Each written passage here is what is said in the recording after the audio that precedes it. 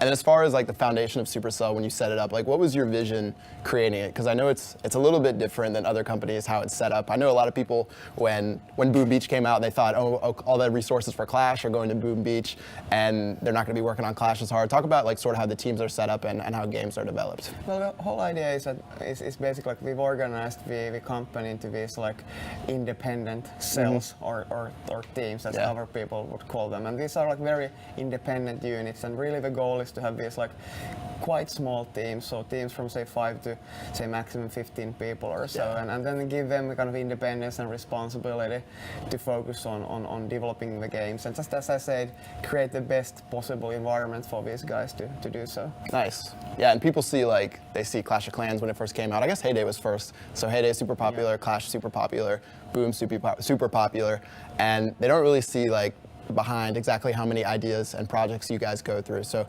tell me a little bit about like when you guys develop games, what sort of process do they go through, and exactly like how many times you guys have popped the champagne whenever the games go down or whatever. Well, first of all, there's very little process. I mean, that's one of the foundations that the company has been built on. So we wanted to like remove as much of a process as possible, have as little rules as possible, as little management as possible, and trust people and trust their common sense and give them that responsibility. But so the very little process that we have is very simple. So we get a group of people together, they work on something for a few months, and then we release what's known as the company playable.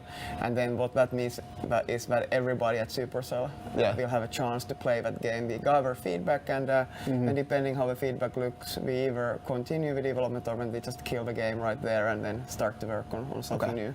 Nice. What did Clash look like in its company playable? Was it like bare bones compared to what it is now? Well, yeah, of course it looked very bare bones, but the thing is that I still remember the company playable. So I think we had that during the weekend. So it started on Friday and it was supposed to end I think in Monday morning 9 a.m. Yeah. And then we got to Monday morning and people just kept playing and playing and playing. How big was the team then? Like pretty small, right? No, 5 people. 5 people. Jeez, that's insane. Yeah. That's so cool though. Is there anything promising coming out now? Obviously no specific details or anything like that. Well, but there's various kinds of prototypes that we are working on, and some of them are very excited about. But but I think if there's one thing that we learned about the games business, that it's extremely hard to kind of forecast and plan, and you never know what game will be a hit and what doesn't. And I guess the most important thing for us is that we have to feel proud of the games that we put out, and we want to of course always aim higher and keep the quality bar as high as we possibly can. Sweet.